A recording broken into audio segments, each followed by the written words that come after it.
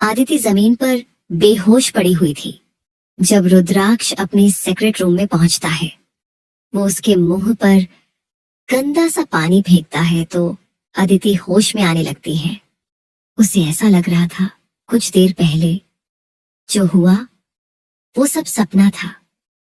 वो अपना सिर पकड़कर उठकर बैठ जाती है और अंगड़ाई लेते हुए बोलती है, बहुत भयानक सपना था, लेकिन बदबू कहाँ से आ रही है?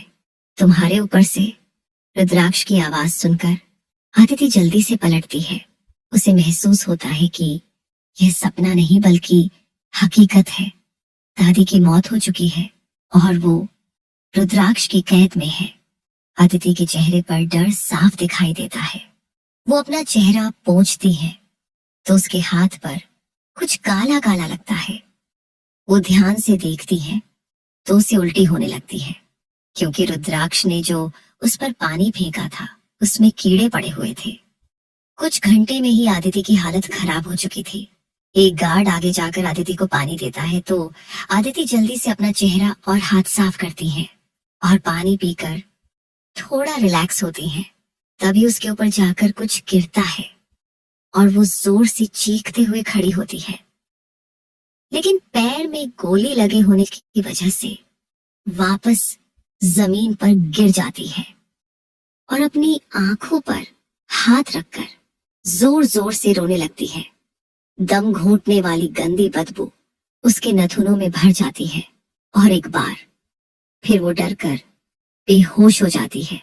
उसके ऊपर उसी आदमी की लाश गिरी थी जैसे उसने आर्या को मारने के लिए भेजा था। उसका सारा शरीर सड़ चुका था और शरीर पर कीड़े पड़े हुए थे। रुद्राक्ष और बाकी सभी गार्ड मास्क पहने हुए थे। रुद्राक्ष, इसे फिर से होश में लाओ। गार्ड फिर आदिति को होश में लाते हैं। वो जोर जोर से रोते हुए अपने हाथ जोड़ लेती है। रुद्र, मुझे माफ कर दो। मुझसे बहुत बड़ी गलती। नहीं पाप हुआ है, लेकिन मुझे एक मौका दे दो सब कुछ सुधारने का। मैं आर्या के पैरों में गिरकर माफी मांग लूंगी। प्लीज मुझे जाने दो। क्या तुम्हारे माफी मांगने से सब कुछ सही हो जाएगा? क्या मेरा खोया हुआ बच्चा वापस आ जाएगा? नहीं ना, तुम्हारी वजह से मेरा बच्चा मरा, मेरी पत्नी मरते मरते बची, और तुम्हें लगता है मैं तुम्हें माफ कर दूंगा? प्रिया, ये सब कुछ दादी का प्लान था। उन्होंने मुझे भड़काया। मैं सच बोल रही हूँ, उन्होंने मुझे यह सब करने को कहा था। सब उनकी गलती है। रुद्राक्ष खींचकर उसके गालों पर थप्पड़ मारता है। सब कुछ तुम दोनों ने मिलकर किया। वो तो आसानी से छूट गई, लेकिन उनके हिस्से की भी सजा अब तुम्हें ही भुगतानी पड़ेगी। चिंता मत करो, तुम्हें अभी नहीं मरूंगा, क्योंकि तुम्हें तो ऐसे ही घुट घुट कर मरना है। वेलकम टू हेल मिस प्रिया। वो उसके जख्मी पैरों में अपने ग्लव्स पहने हुए हाथ रखता है और अपनी उंगलियां उसके जख्मों पर चुभाने लगता है। आदिति दर्द की वजह से जोर जोर से चीखने चिल्लाने लगती है, लेकिन रुद्राक्ष उसे ऐसे छटपटाते देख बहुत खुशी मिल रही थी। उसके चेहरे पर मुस्कान थी। ऐसे ही मेरी स्वीट हार्ट को भी दर्द हुआ होगा, ऐसे ही वह भी रो रही होगी। ना तुम्हें उस पर रहम आया और ना ही मुझे तुम पर आएगा। यह तो बस शुरुआत है। आगे आगे देखो तुम्हारे साथ क्या होता है। वो एक आखिरी बार गोली लगने की जगह पर अपनी उंगली घुमाता है। आदिति दर्द बर्दाश्त नहीं कर पाती और फिर से बेहोश हो जाती है, लेकिन बेहोशी में भी उसके आंसू रुकने का नाम नहीं ले रहे थे। कुछ देर बाद रुद्राक्ष अपने हाथ साफ करते हुए सीक्रेट रूम से बाहर आता है, जहां व्योम भी खड़ा था। वो रुद्राक्ष के पीछे ही आ गया था। रुद्राक्ष सोफे पर बैठकर सिगरेट जलाने लगता है। व्योम उसके पीछे खड़ा अपने माथे पर आया पसीना पोंछ रहा था। रुद्राक्ष, तुम्हें मेरे साथ काम करते हुए इतने साल हो गए और आज भी तुम उतना ही डरते हो। अरे मैं इंसान हूं, आपकी तरह हैवान नहीं। व्योम मन ही मन बोलता है और फिर बोलता है, नहीं बॉस, अब तो मुझे ये सब देखकर मजा आने लगा है। रुद्राक्ष, क्या सच में? ठीक है, अगली बार ये सब तुम्हें करना होगा। व्योम, नहीं नहीं बॉस, ये आप ही कीजिए, वो आपकी गुनहगार है। रुद्राक्ष, ये भी सही है। रुद्राक्ष, तुम यहाँ क्यों आए हो? तुम्हें घर पर होना चाहिए था। जाओ और वहां की सारी तैयारी देख लेना। मैं हॉस्पिटल जा रहा हूँ। व्योम, बॉस, आप दादी के अंतिम संस्कार में शामिल नहीं होंगे। रुद्राक्ष उसे घूर कर देखता है तो वह चुपचाप वहां से निकल जाता है। कुछ देर बाद रुद्राक्ष हॉस्पिटल आ जाता है। उसका गुस्सा अभी भी खत्म नहीं हुआ था, लेकिन आदित्य को तड़पाकर थोड़ा सा कम जरूर हो गया था। वो आर्या के सिरहाने बैठकर उसके बालों पर अपनी उंगलियां चलाने लगता है। Sorry sweet heart, I am really very sorry. मैं जानता हूँ माफी से जख्म नहीं भरते, लेकिन मैं इसके सिवा और कुछ नहीं कर सकता। तुम्हें खुद से दूर तो किसी भी कीमत पर नहीं। तुम मुझसे नफरत करो, वो मुझे मंजूर है, लेकिन ना खुद तुमसे दूर जाऊंगा और ना ही तुम्हें कहीं जाने दूंगा। मैं तुम्हारी नफरत बर्दाश्त कर सकता हूँ, लेकिन तुमसे दूरी बर्दाश्त नहीं कर सकता। वो उसके पेट को देखते हुए बोलता है, मैं हमारे बीच सब कुछ ठीक करके रहूंगा। हम एक नई शुरुआत करेंगे। तुम्हारे पेट में फिर से हमारा बेबी आएगा, लेकिन वो जबरदस्ती की नहीं, हमारे प्यार की निशानी होगा। एक दिन हमारा भी छोटा सा परिवार होगा। ये सोचते ही वो मुस्कुरा देता है। कुछ देर बाद रुद्राक्ष को आर्या का हाथ हिलते हुए महसूस होता है। आर्या धीरे धीरे अपनी आंखें खोलने लगती है तो रुद्राक्ष जल्दी से डॉक्टर को बुलाता है। डॉक्टर जाकर आर्या कुछ चेकअप करने लगती है और रुद्राक्ष किनारे खड़ा बेचैनी से उन्हें देख रहा था। आज रुद्राक्ष के अंदर एक नया रुद्राक्ष नजर आ रहा था, जो अपनी बीवी को लेकर परेशान और घबराया हुआ था। रुद्राक्ष घबराहट से अपना अपनी मुट्ठियां बना लेता है। आर्या को जब पता चलेगा कि उसका बेबी नहीं रहा तो वह उसे कैसे संभालेगा? आर्या इसका जिम्मेदार भी उसे ही ठहराएगी। कुछ देर बाद वही होता है जिसका उसे डर था। आर्या अपने पेट पर हाथ रखकर धीमे से पूछती है, डॉक्टर में रहा बच्चा। डॉक्टर उसे संभालते हुए बोलती है, सॉरी मिसेज सिंघानिया, हम आपके बच्चे को नहीं बचा पाए। इतना सुनते ही वो अपनी आंखें बंद कर लेती है। उसकी आंखों से आंसू टपकते हुए तकिए को भिगोने लगती है। वो अपने पेट पर हाथ रखकर मन में बोलती है, सॉरी बेबी, बुरे लोग जीत गए और आपकी माँ हार गई। मैं आपको प्रोटेक्ट नहीं कर पाई। मैं तुम्हारी कसम खाकर कहती हूँ कि मैं उनसे तुम्हारा बदला जरूर लूंगी। डॉक्टर उसे अच्छे से चेक करते हैं और फिर रुद्राक्ष से बोलते हैं, मिस्टर सिंघानिया। रुद्राक्ष का नाम सुनते ही आर्या की आंखें खुल जाती हैं और पीछे खड़े रुद्राक्ष को देखती है। उसके चेहरे पर उदासी दिख रही थी। रुद्राक्ष भी उसे देखता है। उसे आर्या की आंखों में खालीपन के अलावा और कुछ नहीं दिखता। वो अपनी आंखें डॉक्टर की तरफ कर लेता है। डॉक्टर, मिसेस सिंघानिया अभी काफी कमजोर है। इन्हें अच्छी डाइट और केयर की जरूरत है। ध्यान रखिए, ये ज्यादा स्ट्रेस ना ले। वो भी ऐसी और कोई चीजें रुद्राक्ष को बताती है जिन्हें वो ध्यान से सुन रहा था। कुछ देर बाद डॉक्टर और नर्स वहां से चली जाती हैं। अब रुद्राक्ष और आर्या कमरे में अकेले थे। वो उसके हाथ पर हाथ रखता है। वो आर्या उसे जलती नजरों से घूरने लगती है। आप यहाँ क्या कर रहे हैं? आपको तो पार्टी करनी चाहिए। आखिर आपका मकसद जो पूरा हुआ, आपने छीन लिया मुझसे मेरे बच्चे को। आपका ऐसा करते हुए जरा सभी बुरा नहीं लगा। मुझ पर जरा सी भी दया नहीं आई।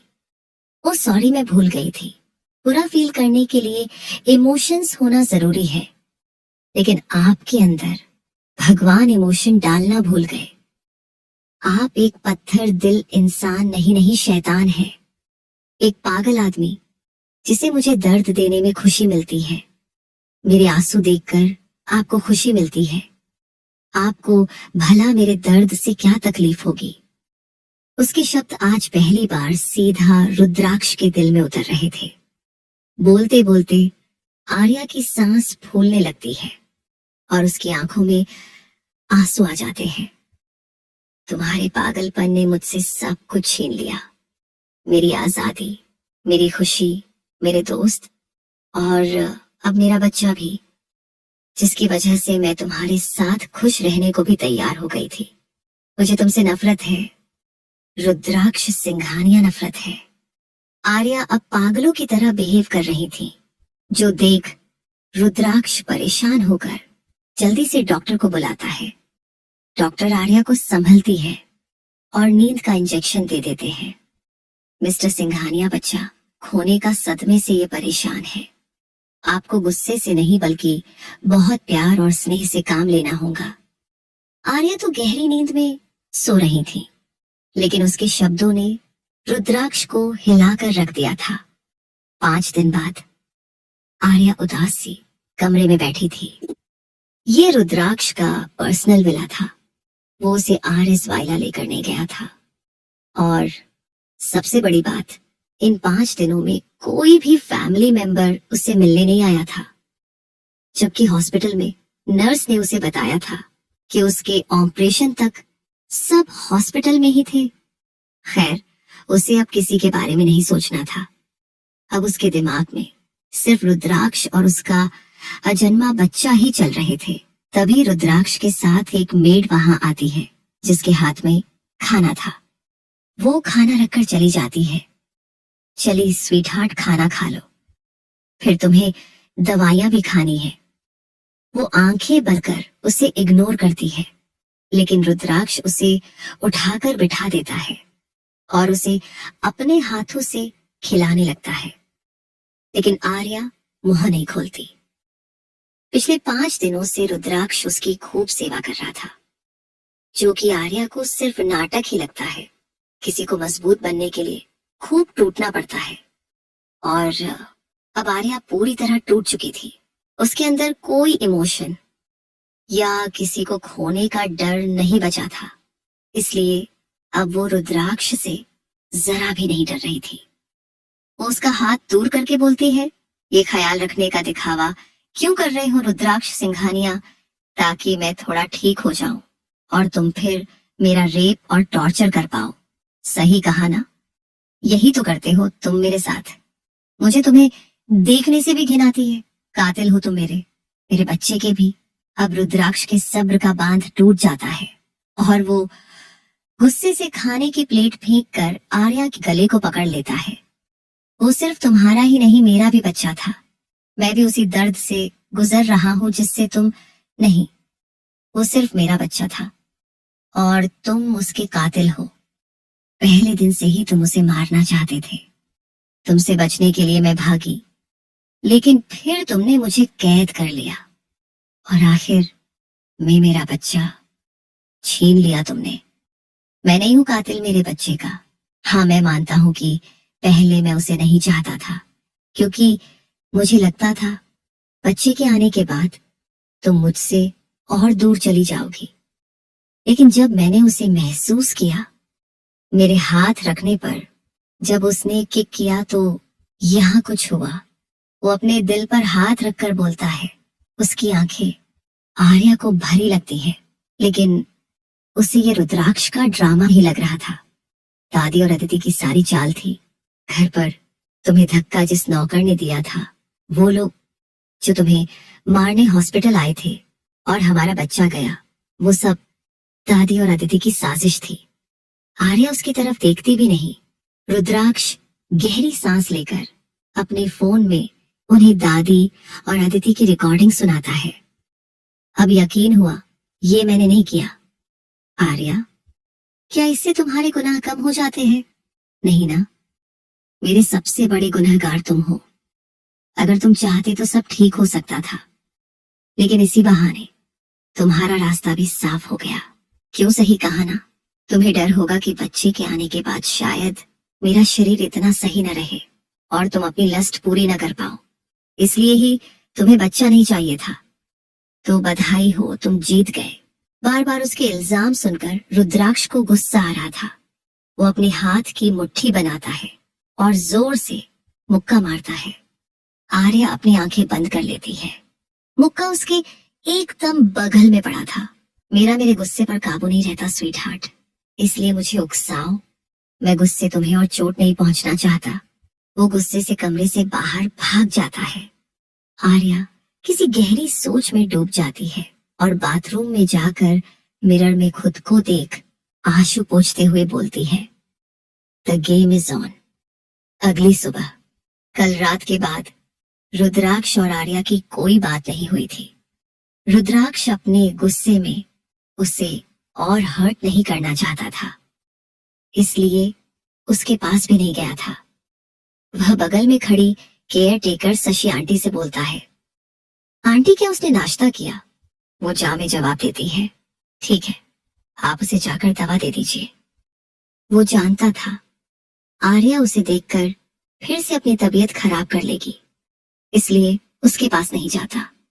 शशि आंटी आर्या को दवाइयां देने उसके कमरे में जाती है तो आर्या उन्हें गुस्से से घूरने लगती है, क्योंकि पहले जब रुद्राक्ष आर्या को यहाँ लाकर टॉर्चर करता था तो उसने आंटी से मदद मांगी थी, लेकिन उन्होंने आर्या को समझौता करने का बोल दिया था। जब उसने भागने की कोशिश की थी तो भी शशि आंटी ने ही उसे रोका था। भले उन्होंने रुद्राक्ष को नहीं बताया था, लेकिन आर्या को डराने में उन्होंने भी कोई कसर नहीं छोड़ी थी। शशि आंटी आर्या को दवाई देते हुए बोलती है, मुझे घूरने से आप ठीक नहीं होंगी, उसके लिए आपको दवाइयां खानी होंगी। आर्या, जितना बुरा मेरे साथ हो चुका है वो कोई भी दवाई खाने से ठीक नहीं होगा। शशि आंटी, आपसे किसने कहा था बॉस को उकसाने के लिए?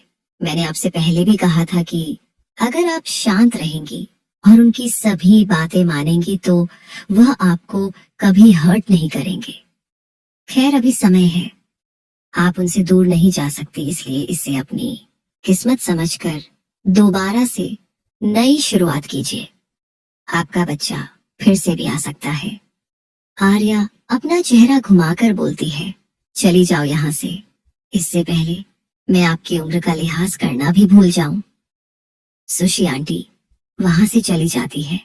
आर्या, जिसने भी मुझे दर्द पहुंचाया है उन सबको सजा मिलेगी।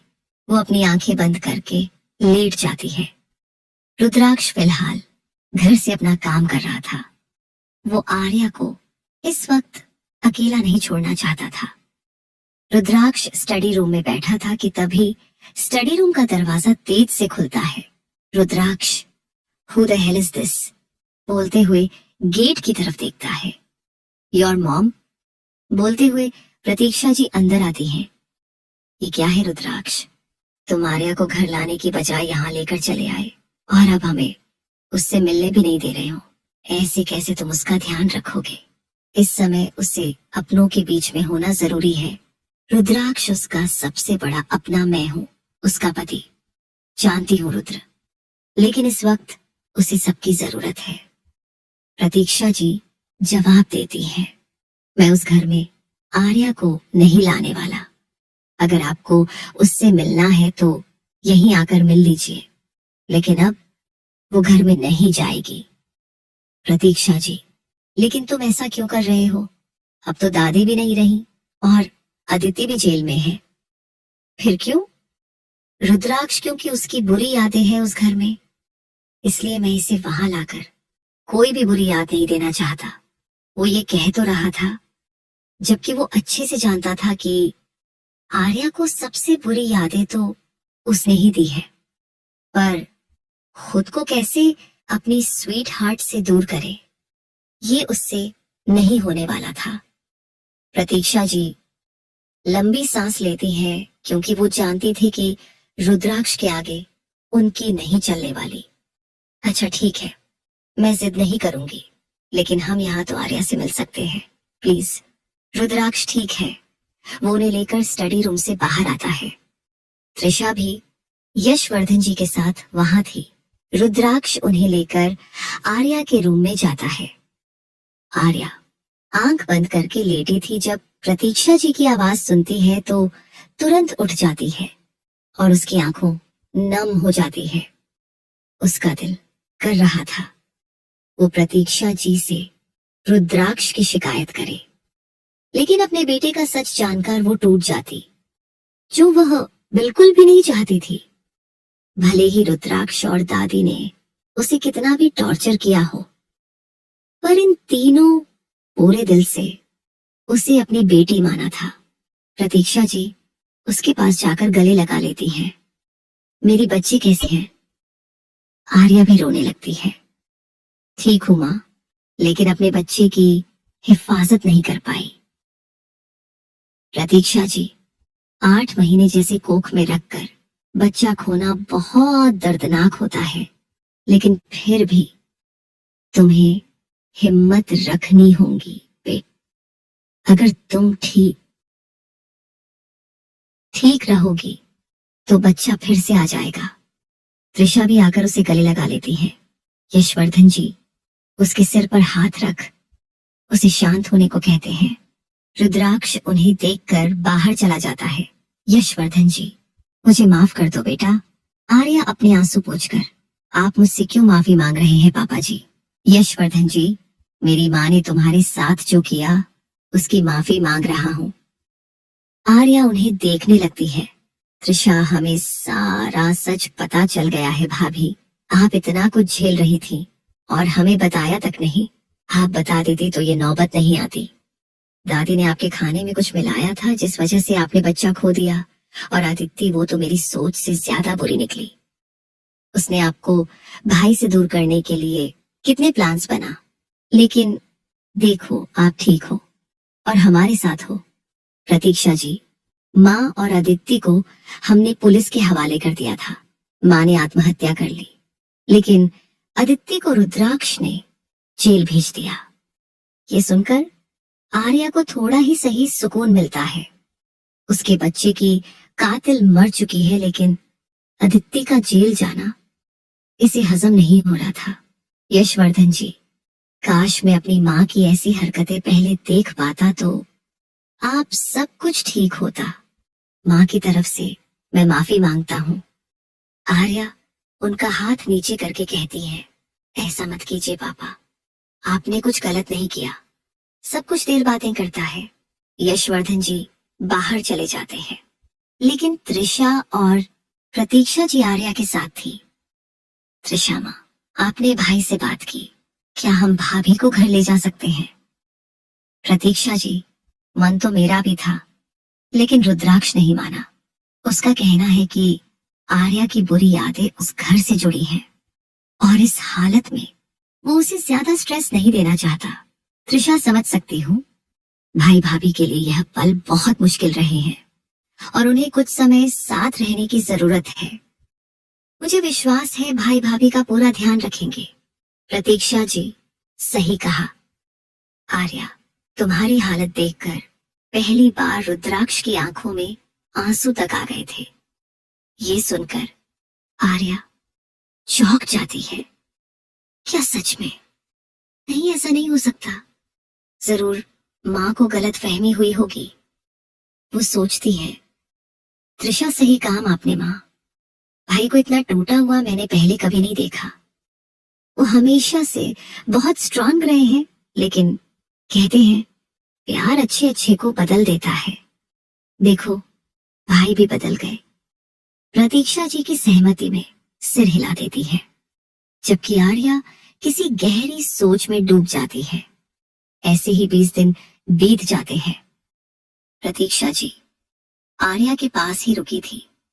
आर्या ज्यादातर समय उनके साथ ही रहती थी। आर्या अब शारीरिक रूप से ठीक हो चुकी थी, लेकिन मानसिक रूप से वो अभी भी उन्हीं पलों में अटकी हुई थी। प्रतीक्षा जी रुद्र मैं जा रही हूं, लेकिन तुम आर्या का ध्यान रखना। रुद्राक्ष सिर्फ दिला देता है। प्रतीक्षा से एकता आर्या को गले लगाते हैं और उसे हीरो नसीहत देकर वहां से चली जाती है। रात हो चुकी थी लेकिन आर्या कमरे से बाहर नहीं आई थी। रुद्राक्ष शशि आंटी से आर्या को बुलाने को कहता है। वो कमरे में जाती है लेकिन आर्या वहां नहीं थी। तभी उन बाथरूम से आर्या के रोने की आवाज आती है, जो सुन वो घबरा जाती है और दरवाजा पीटने लगती है, लेकिन आर्या दरवाजा नहीं खोलती। सुशी आंटी जल्दी से रुद्राक्ष के पास जाती है। बॉस, वो आर्या मैडम दरवाजा नहीं खोल रही है। उन्होंने बाथरूम में खुद को बंद कर लिया और रो रही है। मैंने बहुत कोशिश की लेकिन उन्होंने दरवाजा नहीं खोला। रुद्राक्ष घबराते हुए कमरे में भागती है और आर्या से बाथरूम का दरवाजा खोलने को कहती है, लेकिन आर्या दरवाजा नहीं खोलती। तक शशि आंटी एक्स्ट्रा के लिए आती हैं।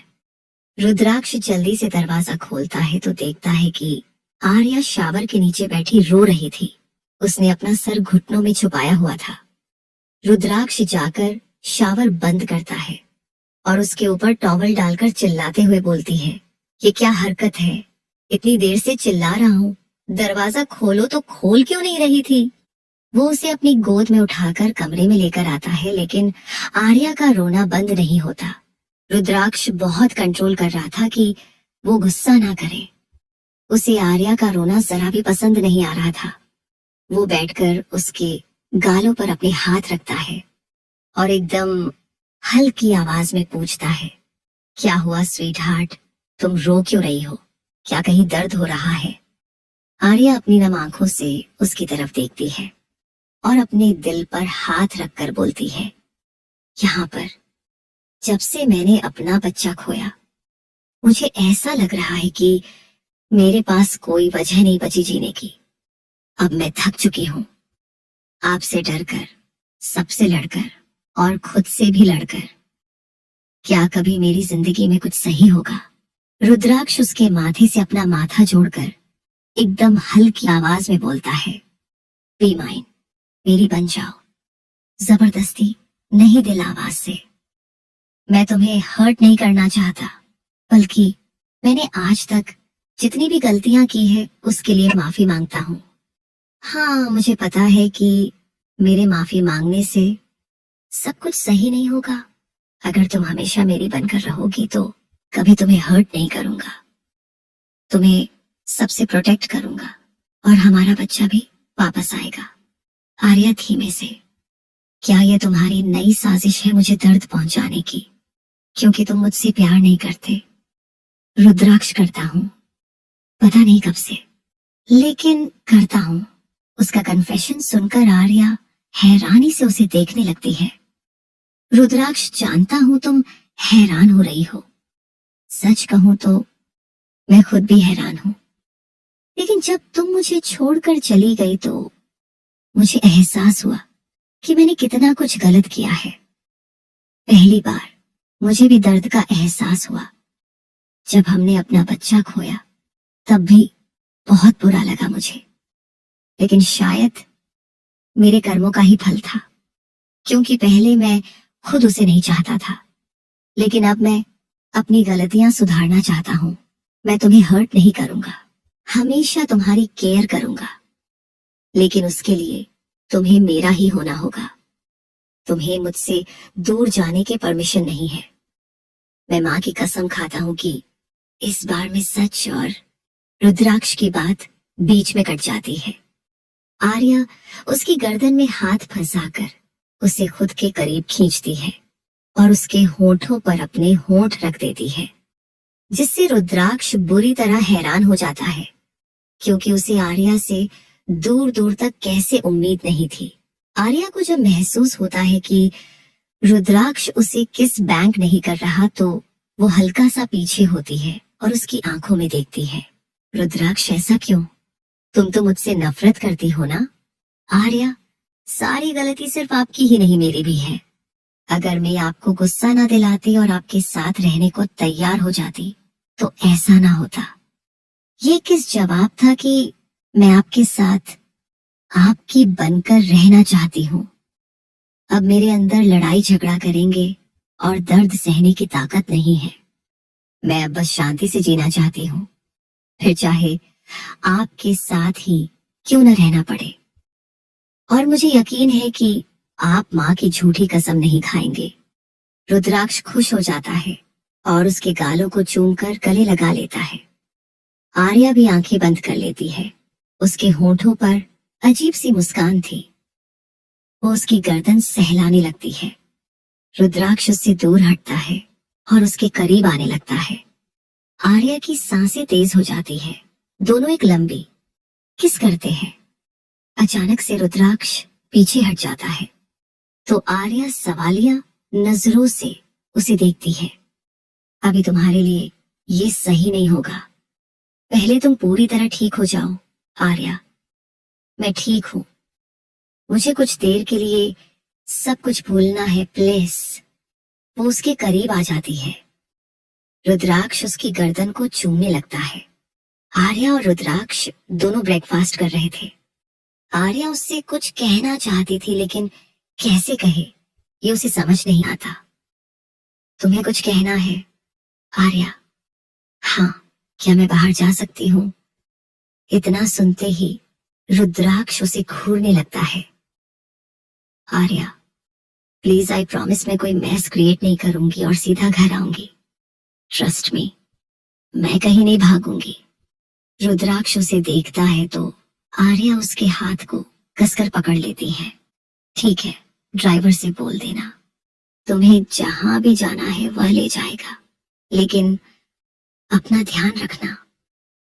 आर्या जोर जोर से हाँ में सिर हिला देती है और अपनी चेयर से उठकर उसे गले लगा लेती है। Thank you so much. वो फिर से अपनी चेयर पर जाने लगती है। तभी रुद्राक्ष उसे खींचकर अपनी गोद में बिठा लेता है और उसे अपने हाथ से ब्रेकफास्ट कराने लगता है। आर्या भी बेमन उसके पास बैठ जाती है। कुछ देर बाद रुद्राक्ष ऑफिस चला जाता है। तैयार होकर वो बाहर आती है। ड्राइवर उसके लिए कार का डोर ओपन करता है। आर्या अंदर बैठ जाती है। मैडम, आप कहाँ जाना चाहती हैं? Local market. सॉरी, मैं आपको वहां लेकर नहीं जा सकता। आपको कुछ लेना है तो मॉल चलिए। मैंने कहा ना, मुझे लोकल मार्केट जाना है। मैंने तुम्हारे बॉस से परमिशन ले ली है। ड्राइवर कार स्टार्ट कर उसे लोकल मार्केट ले जाता है। आर्या पहले रोड किनारे लगी दुकान पर कुछ कपड़े और ज्वेलरी देखती है। रुद्राक्ष ने उसे अपना कार्ड दिया था और कुछ कैश भी। आर्या कपड़ों की एक दुकान घुस जाती है। दुकान के बाथरूम में आकर वो अपनी शर्ट खोलती है। उसने अंदर शर्ट पहनी थी। वो टी शर्ट से एक फाइल निकालती है और जेब से पेन ड्राइव। जानती हो, मैं तुम्हें ज्यादा गहरी चोट नहीं दे सकती, लेकिन एक छोटा सा झटका तो दे ही सकती हो ना। वो फाइल छोटे छोटे टुकड़े करके वहां डस्टबिन में डाल देती और पेन ड्राइव को भी टॉयलेट में फेंक देती है। रुद्राक्ष पिछले कई दिनों से घर से ही अपना ऑफिस का काम कर रहा था। यह फाइल उसके बिजनेस की एक इम्पोर्टेड डील से रिलेटेड थी। पेन ड्राइव में उसके सभी प्रेजेंटेशंस और इम्पोर्टेड चीजें थी। रुद्राक्ष ने शशि आंटी से पेन ड्राइव और फाइल स्टडी रूम में रखने को कहे थे, लेकिन आर्या ने वक्त रहते उनसे ये सब चुरा ली थी। लेकिन उसे भी पता था कि इन सब से वो रुद्राक्ष को ज्यादा नुकसान नहीं कर सकते। कुछ देर बाद कुछ इसका खरीद कर दुकान से बाहर आते हैं और वॉच के शोरूम में चली जाती है। It's time to impress you mister monster. वो रुद्राक्ष के लिए एक घड़ी खरीदती है और मॉल जाकर कुछ कपड़े भी। कुछ देर बाद वो घर वापस आ जाती है। रात का वक्त। रुद्राक्ष बेडरूम में आता है। उसका मूड काफी खराब था। आर्या जो आराम से टीवी देख रही थी, वो टीवी बंद कर देती है। आप आ गए। रुद्राक्ष बिना कुछ कहे उसे देखने लगता है। कहीं मैंने जो किया वो इसे पता तो नहीं चल गया। आर्या मन में सोचती है, क्या हुआ? कुछ नहीं, तुम बताओ, तुम्हारा दिन कैसा गया? बहुत अच्छा। मैंने बहुत शॉपिंग की और आपके लिए भी कुछ लाई हूँ। क्या? आर्या घड़ी उसे देती है। कैसी लगी? और ये शर्ट भी है? रुद्राक्ष: हाँ, काफी अच्छी है, थैंक यू। ये मेरे लिए काफी स्पेशल है। आर्या: स्पेशल क्यों? रुद्राक्ष: क्योंकि तुमने पहली बार मुझे गिफ्ट जो दिया है वो वॉच साइड टेबल पर रख देता है और उसका सिर चूमकर बाथरूम में चला जाता है। आर्या को मन ही मन थोड़ा बुरा लगता है क्योंकि वो ऐसी बिल्कुल भी नहीं थी जैसा रुद्राक्ष ने उसे बना दिया था। कुछ देर बाद रुद्राक्ष फ्रेश होकर बाहर आता है। आर्या: मैं आपके लिए डिनर लगाऊं? रुद्राक्ष: तुम खा लो, मुझे कुछ काम है, मैं स्टडी रूम में जा रहा हूं। आर्या सिर हिला देती है। आज तो मैं अच्छे से खाना खाऊंगी। वो डिनर के लिए चली जाती है। रुद्राक्ष स्टडी रूम में अपने लैपटॉप पर कुछ देख रहा था। तुम इतनी इनोसेंट क्यों हो स्वीट हार्ट? पर अब तुम्हें चाहकर भी हर्ट नहीं कर सकता। वो मुझे बर्बाद करना चाहती है और मैं बर्बाद होने के लिए तैयार हूं। पहले मैंने तुम्हें दर्द दिया, अब तुम्हारी बारी है। तुमसे मिला हर दर्द मुझे मंजूर है। इसी बहाने तुम्हारा प्यार भी मुझे मिल रहा है। कुछ घंटों बाद जब वो अपने कमरे में जाता है तो आर्या सो चुकी थी। वो उसे बाहों में भरकर सो जाता है। अगला दिन रुद्राक्ष घर पर ही था। आर्या विला में इधर उधर घूम रही थी। तभी रुद्राक्ष उसका हाथ पकड़कर एक कमरे में ले जाता है जहां हर तरफ रंग और कैनवास रखे हुए थे। ये क्या है? रुद्राक्ष: मेरी वजह से तुम्हारा पेंटिंग का सपना अधूरा रह गया था, लेकिन अब तुम फ्री हो कुछ भी पेंट करने के लिए। सच में? आर्या खुशी से पूछती है। रुद्राक्ष हाँ में सिर हिला देता है। तुम पेंटिंग करो, मैं तुम्हारे लिए कुछ खाने को बनाता हूँ। उस दिन हाथ जलने की वजह से रह गया था। वो वहां से बाहर चला जाता है।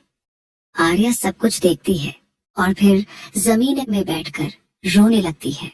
मत करो ये अच्छाइयों, क्योंकि मेरे अंदर की सारी फीलिंग्स मर चुकी है। अंदर ही अंदर मैं भी मर चुकी हूँ। मुझे आजाद होना है तुमसे, उसके लिए चाहे तुम्हें ही क्यों ना मारना पड़े। मैं ऐसी नहीं थी, तुमने मुझे ये बनाया है। रुद्राक्ष राजवंश। रुद्राक्ष जो दरवाजे के किनारे खड़ा होकर सब सुन रहा था, वो अपनी आंखें बंद कर सिर दीवार से टीका लेता है। खुशियां देते थे। तुम्हारे आंसू पर आज वही दर्द दे रहे हैं। सच कहते बाई की वक़्त किसी का सगा नहीं होता। कल मेरा था तो आज तुम्हारा। तुम्हें पाते पाते कब तुम्हें ही खो दिया पता ही नहीं। अंदर आर्या अपने आंसू पोंछते हुए बोलती है, अब मैं हार नहीं मानूंगी। नहीं जानना मुझे कि तुम्हारी आंखों में मेरे लिए प्यार और पछतावा सच्चा है। मैं बस ये जानती हूँ कि तुम्हें बर्बाद करके ही मुझे आजादी मिल सकती है। रुद्राक्ष उसे ऐसे नहीं देख पाता और वहां से चला जाता है। वही आर्या भी कैनवास पर अपनों उंगलियां चलाने लगती है। कुछ घंटे के बाद रुद्राक्ष उसके लिए खाना लगाकर वहां लाता है। आर्या भी अब तक पेंटिंग बना चुकी थी। रुद्राक्ष खाने की प्लेट साइड रखकर ध्यान से उसके कैनवस को देखने लगता है। उसके एक बड़ा सा खुला पिंजरा बनाया हुआ था जिसमें से एक लड़की आसमान की तरफ पंख लगाकर उड़ती नजर आ रही थी। नीचे खड़ा एक आदमी उसके पैर नीचे खींच रहा था।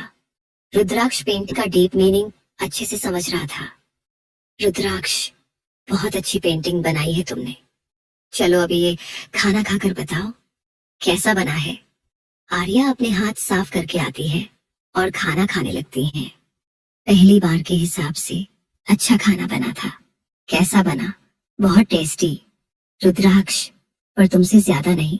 अच्छा ठीक है, जल्दी से खाना खा लो, फिर हम कहीं बाहर घूमने चलते हैं। मैं रेडी होकर आता हूँ। मेरे कपड़े खाना बनाते हुए थोड़े खराब हो गए। आर्या सिर हिला देती है तो रुद्राक्ष वहां से चला जाता है। आर्या काश हमारी कहानी की शुरुआत ऐसे हुई होती तो आज ये नौबत नहीं आती।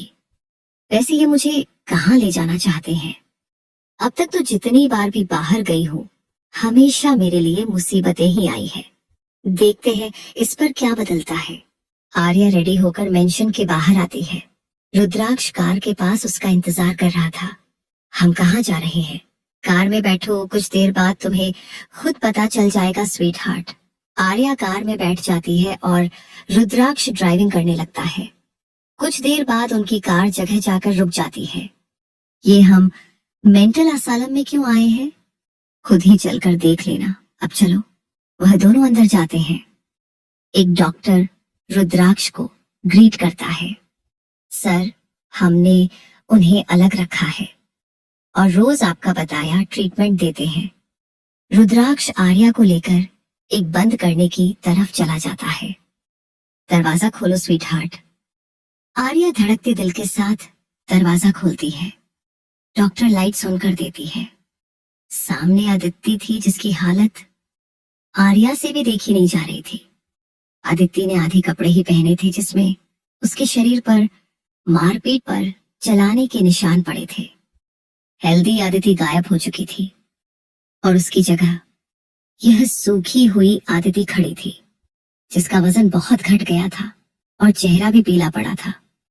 उसके काफी बाल भी झड़ चुके थे। क्या ये पागल हो चुकी है? वो धीरे से रुद्राक्ष से पूछती है। पूरी तरह नहीं। अदिति आर्या को जैसे ही देखती पागलों की तरह चिल्लाती है। ये सब तुम्हारी वजह से हुआ है। मैं पागल नहीं हूँ, पागल नहीं हूँ मैं। ये सब तुम दोनों पति पत्नी का किया कर आया है। वह पागलों की तरह आर्या पर हमला करने भागती है। तभी नर्स पीछे से जल्दी से आगे आकर खड़ा हो जाता है और उसे इलेक्ट्रिक रॉड से झटका देता है। तो आदिति पीछे जाकर गिरती और दर्द से जोर जोर से चिल्लाने लगती है। आर्या, माँ ने कहा था कि अदिति जेल में है। रुद्राक्ष सही कहा था, ये जेल ही है, पर पुलिस की नहीं, एआर की। इसने जो किया उसकी सजा इसे सिर्फ मैं और तुम दे सकते हैं। मैंने अपने हिस्से की सजा दे दी। आप तुम्हारी बारी आर्या। ऐसे दर्द भरी जिंदगी जीना ही इसके लिए सबसे बड़ी सजा है। जैसा तुम कहो। वो डॉक्टर की तरफ देखता है। इसे तब तक टॉर्चर करो जब तक ये सच में पागल ना हो जाए, और फिर भी इसे मारना मत। चलो स्वीट हार्ट। वो बाहर जाने लगता है। आदिति पीछे से रोते हुए गिड़गिड़ाती है। प्लीज मुझे जाने दो, या तो मुझे मार दो, मुझे यहाँ नहीं रहना। आर्या, मैंने तुम्हारे साथ जो किया उसके लिए माफी मांगती हूँ। प्लीज रुद्राक्ष से कहो मुझे जाने दे। उसकी आवाज में इतना दर्द था कि आर्या को एक पल के लिए उसके लिए बुरा लगता है, लेकिन अगले पल उसे सब कुछ याद आता है कि आदिति ने उसके साथ क्या क्या किया था। वो बिना पीछे देखे बाहर निकल जाती है। कार में बैठकर वो रुद्राक्ष से पूछती है, क्या दादी जिंदा होती तो आप उनके साथ भी यही करते? बिल्कुल, या फिर इससे भी बुरा। जो भी तुम्हें हर्ट करेगा मैं उसे इससे भी बुरी सजा दूंगा। आर्या, फिर तुम्हारा क्या?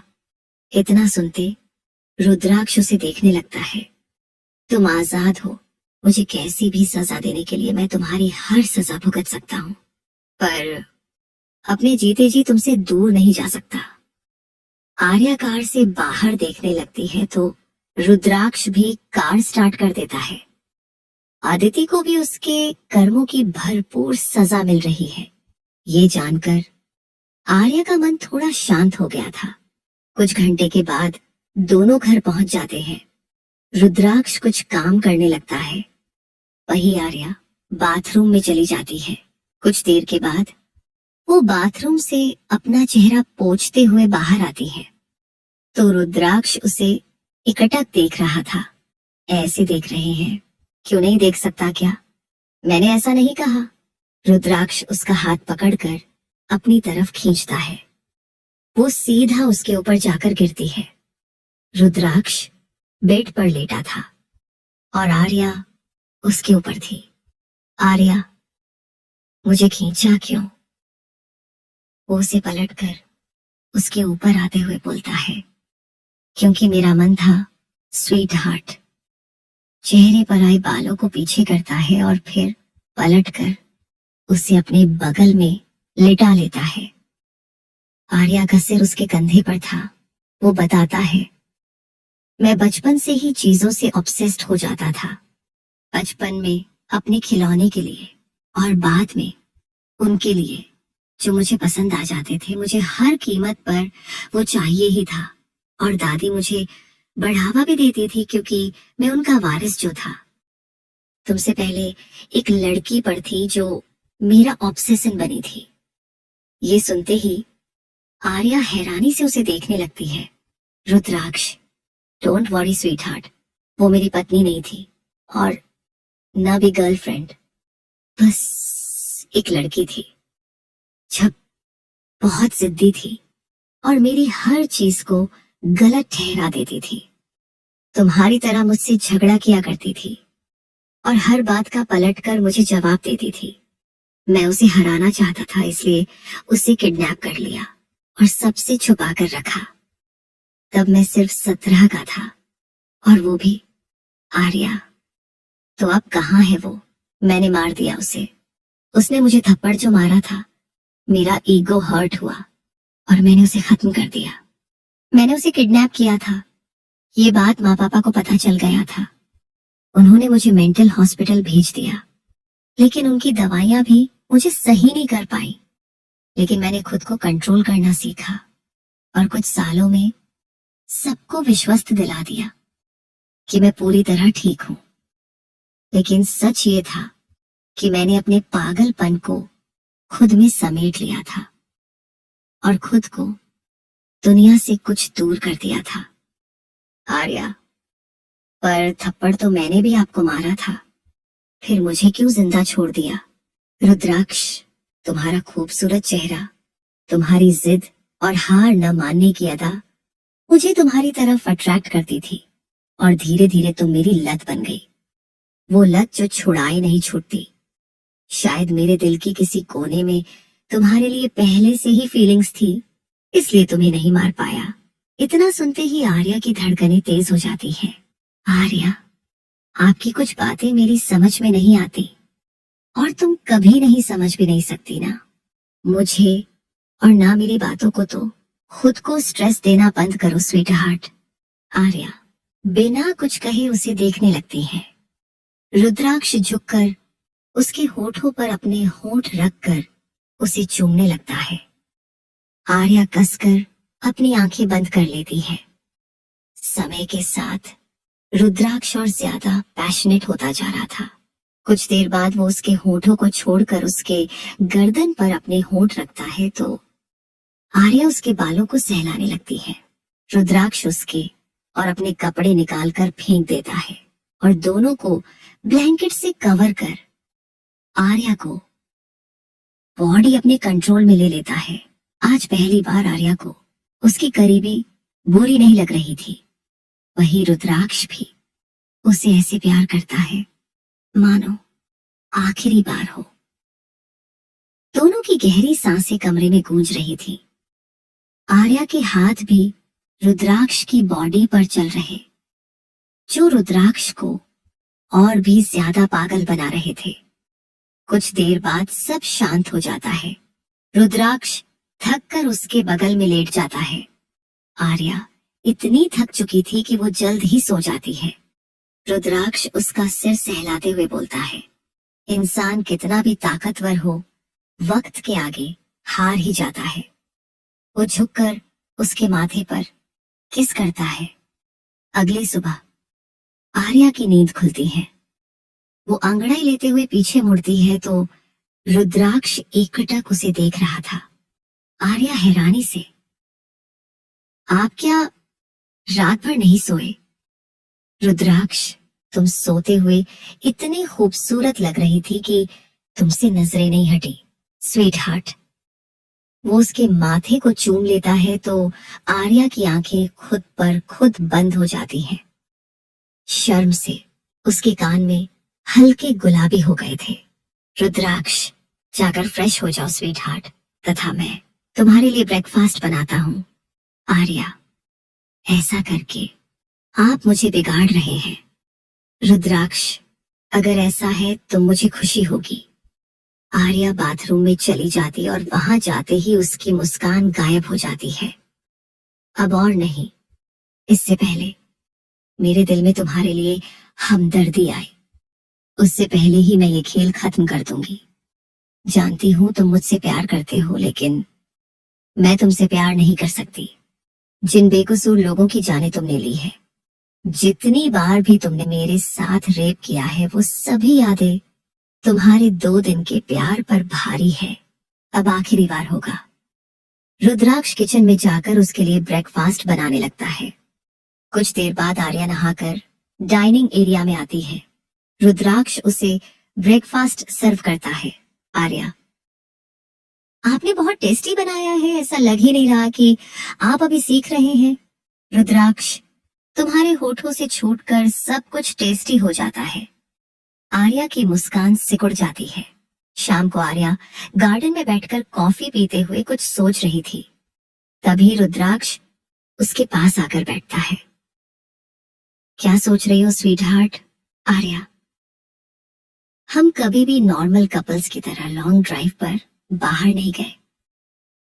रुद्राक्ष, इतनी छोटी सी बात, चलो चलते हैं।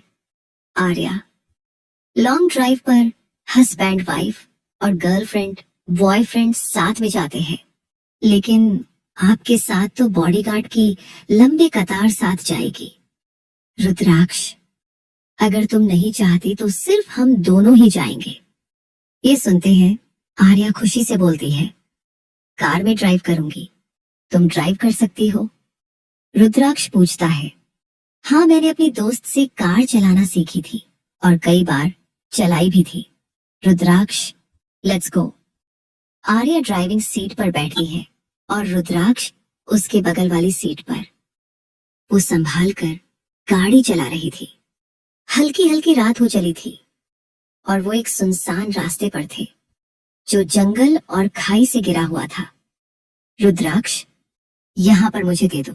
स्वीट हार्ट, तुम सही से चला नहीं पाओगी। आर्या, क्यों मुझ पर भरोसा नहीं है? डर है कि कहीं ये राइड आपकी लास्ट राइड ना हो। रुद्राक्ष, मुझे भरोसा है तुम सब कुछ सही ही करोगी, और अगर ये मेरी लास्ट राइड भी है तो मुझे कोई गम नहीं होगा, क्योंकि तुम जो मेरे पास हो। आर्या कार की स्पीड तेज करते हुए बोलती है, ऐसे इतनी अच्छी बातें कहाँ से सीख ली आपने बच्चा, मरने की खुशी में? क्योंकि उससे पहले तो आपको आराम से बात करना ही नहीं आती थी। प्यार तो दूर की बात है।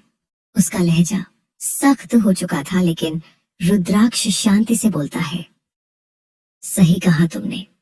जब बच्चे को खाया तब एहसास हुआ कि मैं कितना गलत किया है। आर्या, लेकिन आपने बहुत देर कर दी। रुद्राक्ष, जानता हूं, लेकिन फिर भी कोशिश करूंगा। शायद तुम्हारी माफी मुझे मिल सके। आर्या, कुछ गलतियों की माफी नहीं होती, ये अपने ही कहा था ना, सिर्फ मौत होती है। रुद्राक्ष, मुझे कबूल है। आर्या, मैं आपसे नफरत करती हूँ, बेइंतहा नफरत। आपने मुझसे सब कुछ छीन लिया। रुद्राक्ष, जानता हूँ शायद कभी भी मैं तुम्हारे दुख को दूर नहीं कर सकता, मरकर भी नहीं। आर्या, कर सकते हैं, क्योंकि आपकी मौत से मुझे सुकून मिलेगा। आपको दर्द में देखकर ही मुझे खुशी होगी। यह बोलते हुए उसकी आंखों में आंसू आ जाते हैं।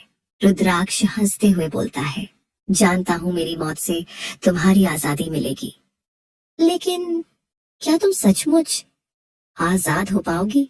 मुझे दर्द में देखकर तुम्हें खुशी मिलती है तो तुम्हारी आंखों में आंसू क्यों है? कितनी भी कोशिश करो स्वीट हार्ट, तुम वह नहीं बन सकती जो तुम नहीं हो। ये गुस्सा, नफरत, ये तुम्हारे लिए नहीं बना। तुम्हारा दिल तो दुश्मनों के लिए भी पिघल जाता है।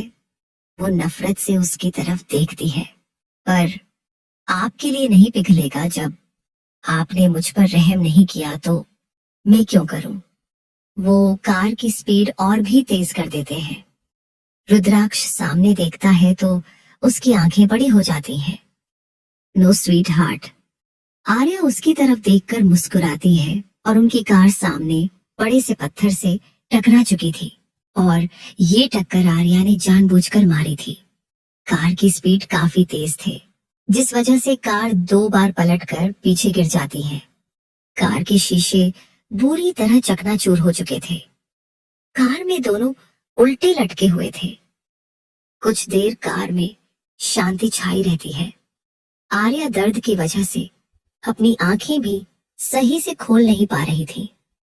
वो सारी हिम्मत जुटाकर अपनी आंखें खोलती है तो उसकी नजर रुद्राक्ष से मिलती है, जिसने कार में टक्कर लगने से पहले आर्या को खुद से कवर कर लिया था।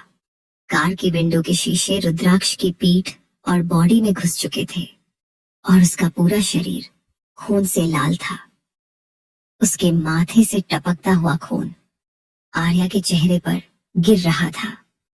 उसकी हालात एकदम वैसे ही थी जैसी आर्या ने सोची थी, लेकिन फिर भी उसे अपने सीने में बेहद दर्द महसूस हो रहा था। रुद्राक्ष की सांसें एकदम धीमी चल रही थी। वो अपने खून भरे कांपते हाथ आर्या की गालों पर रखकर बोलता है, नफ रत तो मुझ सिकर ती होना तो खुद को चोट क यो पाऊं चाहे मुझे मारना था, लेकिन खुद को क्यों? आर्या भी दर्द बर्दाश्त करते बोलती है, क्यों किया वो बर्दाश्त न ही हो ता।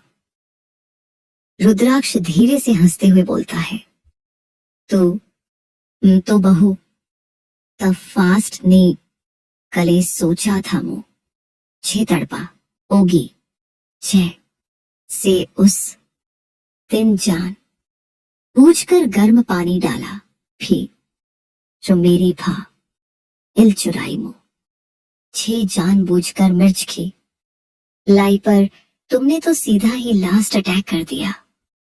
आर्या हैरानी से, आपको सब पता था? जानती हो ना मैं कौन हूं? ती आर जिस की ना जरूर से कोई नहीं बच सकता। फिर तो मैंने मुझे सजा क्यों नहीं दी? रुद्राक्ष क्यों कि गलती तुमने नहीं की स्वीट हार्ट गलती में नहीं की हो रतु, मैंने बस मुंह छे सजा दी। मैं खिरबा रतु एम से सभी कल तिया की मां फी मांग ता हूं, पर ये है कि मैं तुम से प्यार करता हूं। आई love you so much. Arya रोते हुए बोलती है, जानती हूं, लेकिन मैं उन चीजों को भी नहीं भूल सकती जो तो मैंने मेरे साथ की। का हम एक नॉर्मल शुरू आत करते, लेकिन ये इस जन्म में सी भल न ही। रुद्राक्ष दर्द से अपनी आंखें बंद कर उसके लिए अग ला जन्म ले ले कि तब तो मुझे तंग करना और मैं हंसते हुए तुम हारे सारे ना खरे उठा। आर्या, क्या सच में रा अग ला जन्म होगा? रुद्राक्ष, कर तुम सच्चे दिल से उन्हें भगवान से प्रार्थना का रेन तो हो भी सकता है, क्योंकि मेरे कर्मों को दे खते हुए वो मेरी तो नहीं सुनने वाले। आर्या को हल्की सी हंसी आ जाती है और साथ ही मुंह से खून भी। Arya, I am sorry. I love you but same time I hate you. Rudraksh, I know I deserve it तुम्हारे मुंह से आई। लव यू सुन लिया, अब चैन से मर सकता हूं। आज से पहले शायद उन्होंने पूरे दिल से इतने प्यार से बात की होगी। रुद्राक्ष अपने खून से भरे होंठ उसके करीब ले जाने लगता है। तभी उसका सर आर्या के कंधे पर गिरता है। आर्या उसे बाहों में भरकर जोर जोर से रोने लगती है और उसके होठों को हल्के से अपने होठों से छू लेता है। कुछ देर में उसका हाथ पर ढीला होकर रुद्राक्ष के कंधे से छूट जाता है। उस कार में दोनों की लाश पड़ी थी जो अगली सुबह बरामद होती है। सभी घर वालों का रो रो कर बुरा हाल था। प्रतीक्षा जी सदमा बर्दाश्त नहीं कर पाती और उन्हें हार्ट अटैक आ जाता है। भगवान की ही कृपा थी कि उनकी जान बच गई थी। यशवर्धन जी ने कुछ ही दिनों में अपनी माँ और बेटे दोनों को खो दिया था। अंत में रुद्राक्ष को उसके कर्मों की सजा मिली और आर्या ने जानबूझकर रुद्राक्ष के साथ ही मरना चुना, क्योंकि उसे भी पता था कहीं ना कहीं वो भी गलत कर रही है। उसके अंदर भी जीने की इच्छा खत्म हो चुकी थी। आर्या ने कभी रुद्राक्ष का बुरा नहीं चाहा था, लेकिन रुद्राक्ष ने उसका जीना मुश्किल कर दिया था। उसकी इज्जत लूटी, उसके हाथों मर्डर कराया, उसे बेरहमी से टॉर्चर किया, उसके दोस्त को मार दिया और बच्चे के मरने का भी कारण कहीं ना कहीं रुद्राक्ष के था। भला कोई लड़की ऐसे लड़के से प्यार कैसे कर सकती है? रुद्राक्ष को आखिर में पछतावा भी हुआ, लेकिन फिर भी उसने अपने स्वार्थ के लिए आर्या को अपने से दूर नहीं किया, तो उसका पछतावा बेकार रहा, क्योंकि रीति ने जो खोया उसकी भरपाई कभी नहीं हो सकती। गलत हमेशा गलत होता है और उसकी सजा उसे मिलती ही है। आर्या का कैरेक्टर एक मासूम लड़की का था, लेकिन रुद्राक्ष के जुल्मों ने उसे तोड़कर रख दिया। उसे रुद्राक्ष के प्यार का अहसास था, लेकिन अपने साथ हुए अन्याय का बदला उसे लेना ही था। आपको कहानी की एंडिंग कैसी लगी जरूर बताना।